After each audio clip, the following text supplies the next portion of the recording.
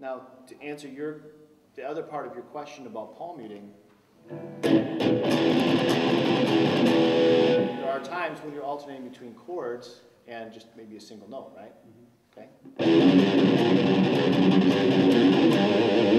in this case,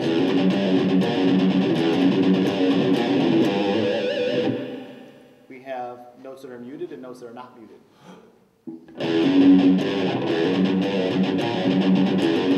Just watch this.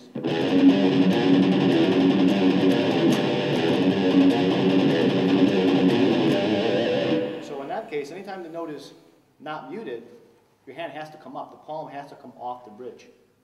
Otherwise, you'll mute the note that you don't want to mute, right? So naturally, if the palm is alternating between being here and really fast, you're alternating your palm.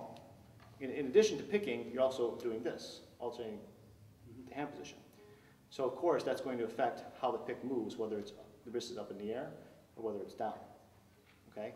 So sometimes it's going to pick across. Sometimes it may come up or down. Different players will do that differently depending on if the hand is already traveling down or moving up when the picking motion happens. Okay, so you can think of the picking as on the muted notes going like this, and on the unmuted notes going like this, or possibly like this. But still in little straight lines. Because I found when I started practicing the thumb muting technique, yeah, it was much easier for me to go in a straight line. Yes, because your thumb is anchored to the strings, or it's resting on the strings, and it doesn't allow you to go up and down. Exactly.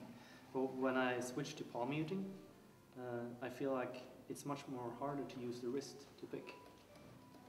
I feel like my arm is moving much more because I'm supposed to go in this direction, right? Or can I still go in a straight line? Yes.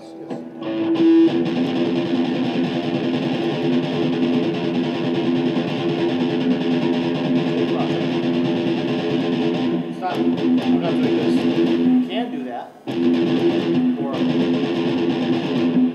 But if you're pretty square here, okay, straight. Pretty straight across. I'll practice that.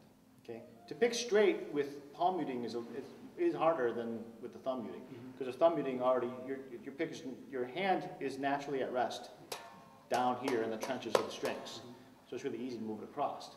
But when your palm is anchored here, your hand is not at rest down here; it's at rest up here, and that's what happens then is you got players sort of swooping down at the strings because they're playing and then they're relaxing. When they relax, the pick goes up because this is where the hand is at its natural state of rest.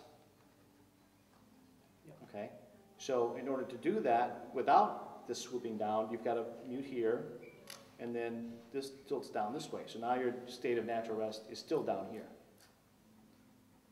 So both the thumb and this part of the hand is resting on the strings? Or well, this part is doing the mute against the bridge, right? The thumb isn't doing anything in this case.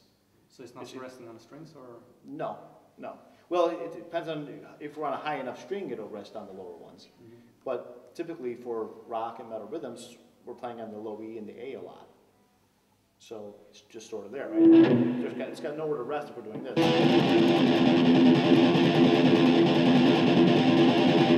But the thumb is still in position. If there was two other strings over here, then it would be resting on those two.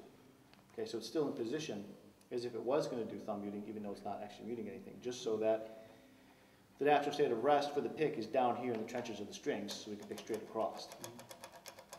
Okay? The other benefit to that is that, versus this, is it makes the evenness of tone and attack between downstroke and upstroke more equal than this does. Downstrokes are so much more powerful than upstrokes if you're picking from this position. If you're picking from this position, there's much less of a difference in strength between down and up, because up is now a lot stronger than it was in the other position.